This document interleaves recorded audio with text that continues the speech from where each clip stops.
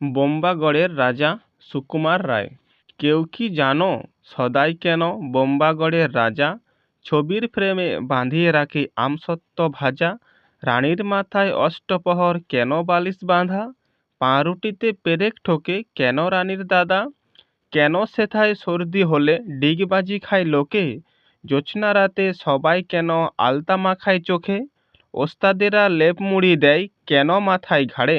টাকের পরে পণ্ডিতেরা ডাকের টিকিট মারে? রাত্রে কেন ট্যাক ঘড়িটা ডুবিয়ে রাখে ঘিয়ে? কেন রাজার বিছনা পাতে শিরীষ কাগজ দিয়ে? সভায় কেন চেঁচায় রাজা হুক্কা হুয়া বলে? মন্ত্রী কেন কলসি বাজায় বসে রাজার কোলে? সিংহাসনে ঝোলায় কেন ভাঙা বোতল শিশি?